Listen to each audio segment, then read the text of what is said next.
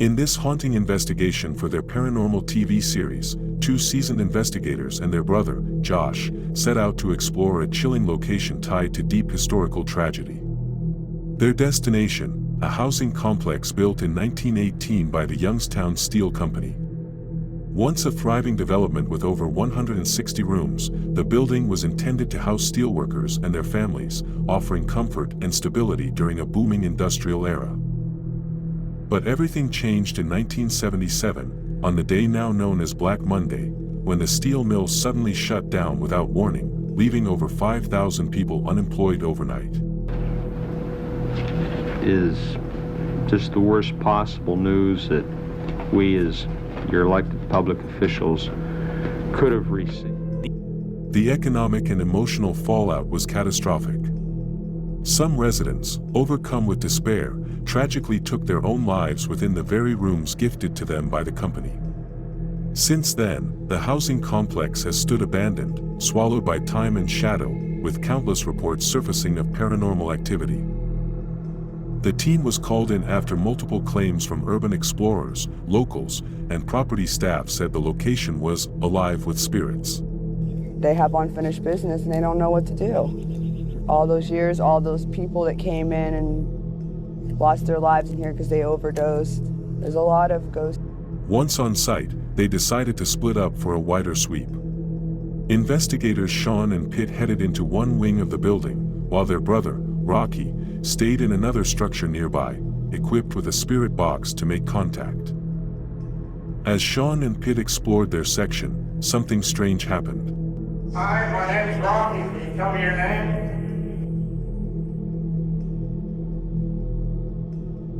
Are you in this house?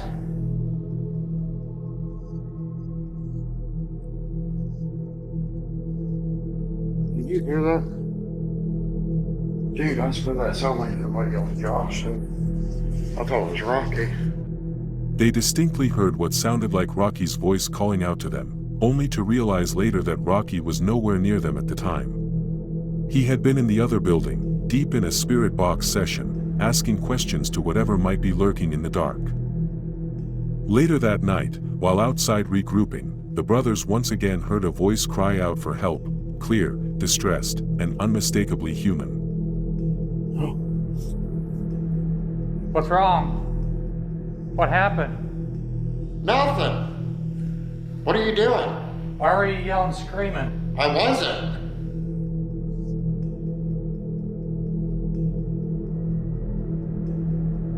We were sitting outside on that front porch, and it sounded just like your voice yelling, scream, scream, scream, like you heard a scream, and you're yelling for us to come help. No, And it sounded just like your voice. I was just sitting up here asking questions. I had the camera on me the whole time when you guys walked. Fearing something had happened to Rocky, they rushed to his location, only to find him safe, but also shaken.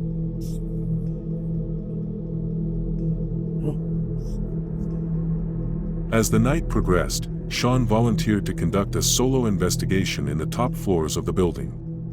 The atmosphere became even more unsettling. Can you please come in here and talk to me?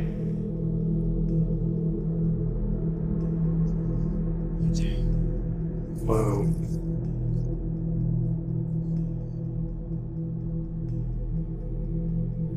Okay, that was loud. Was that you? Nothing worse than being in a creepy house. I'll show you guys what I see. That's all I see is complete dark. And energy seemed to grow heavier as the hours passed. But it wasn't until the crew reviewed the footage the next day that they discovered something truly disturbing. During a pre-investigation interview with the property supervisor, Phil Garma, the camera unintentionally caught a ghostly figure in white, a woman eerily standing at the side of the frame, swaying in an unnatural manner. And yet there were legs sticking out from behind the door because the other brother dropped, and he just left him there on the floor, like there was nothing to it.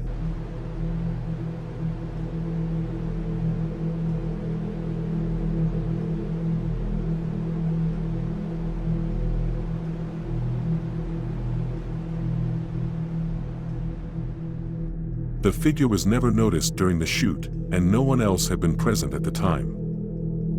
Was it one of the lost souls from 1977? A grieving widow? Or perhaps something darker, feeding off the sorrow left behind in those empty rooms? One thing's for sure, this investigation revealed far more than they were prepared for.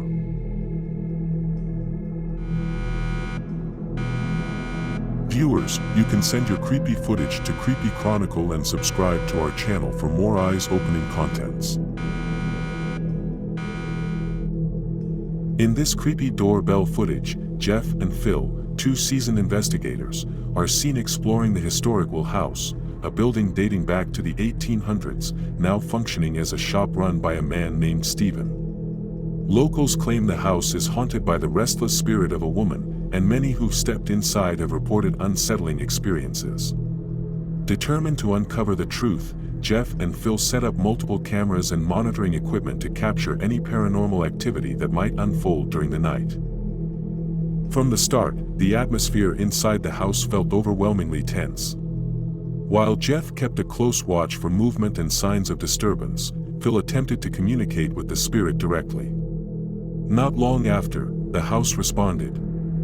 They began hearing heavy footsteps echoing through the hallways, the unmistakable clatter of objects being moved, and at one point, their camera even captured a dark, shadowy figure slipping past a doorway. So we can hear it, please? The lady that wanders here, that leaves the smell of a fragrance, a perfume. What was that, Phil? I heard knocking. Did you hear knocking? I don't know. It was as soon as I mentioned the lady. The lady that wanders here, that leaves the smell of a fragrance, a perfume. What was that, Phil? Now, one of the directors was a chap called George. Hold on, Phil.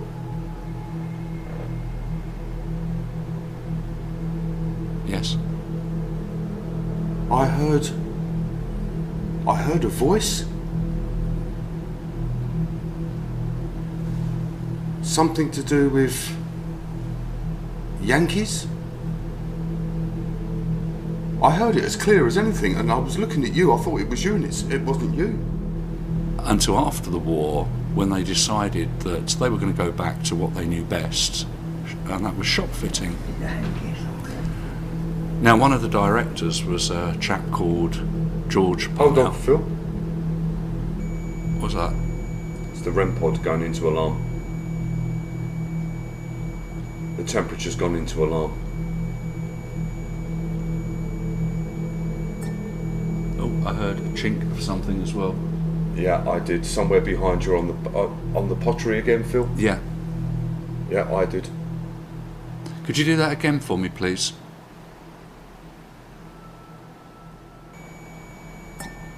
Oh, I heard a chink of something as well.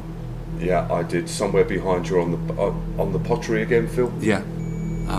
If you do, could you knock maybe the pottery again, or bang on the table?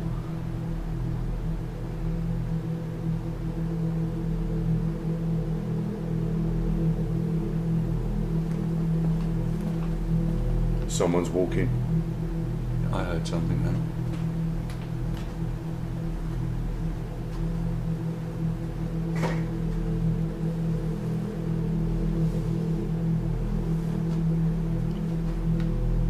Just heard footsteps.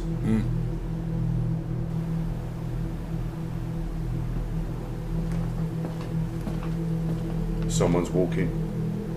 I heard something then.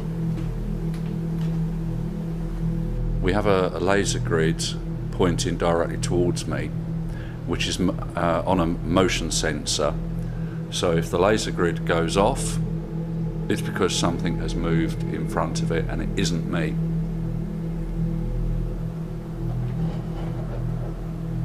There's movement back from over where that table is, Jeff. Hold on a sec, Phil.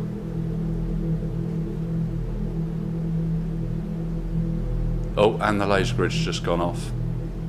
Ah. The laser grid's just come on, and I was dead still.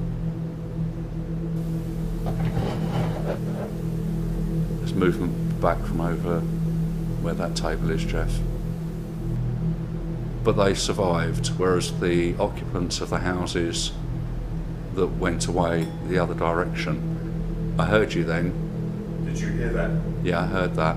Pottery moving again. Yeah. But they survived, whereas the occupants of the houses that went away the other direction, I heard you then. Did you hear that? Yeah, I heard that. Pottery moving again. Yeah. But what I was going to say was it illustrates the, I'm assuming you were around then because you did ask about the war. What was your role? What did you do? How did you help?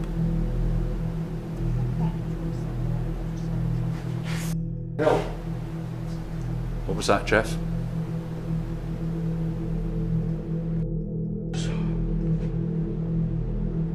Hold on a sec, Phil.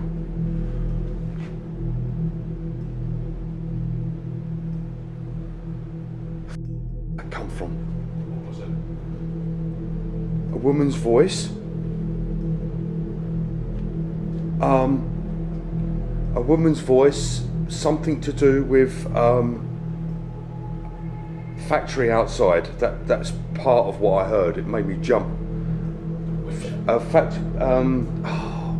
Something to do with a factory outside. That's all I know. Okay. What was your role? What did you do? How did you help? Help. What was that, Jeff?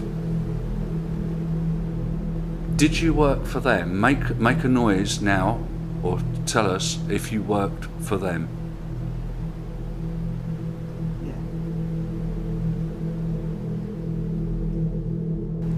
We're near on coming up to the end of the investigation, and there is a hit again on pottery.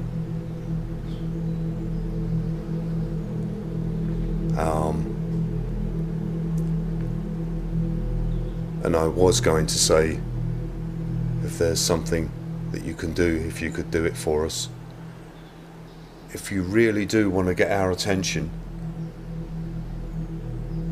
push a piece of pottery off the shelf so it falls on the floor and breaks. Then we can definitely hear that. And then we know that you've been listening. Push a piece of pottery off the shelf so it falls on the floor and breaks. Then we can definitely hear that. And then we know that you've been listening.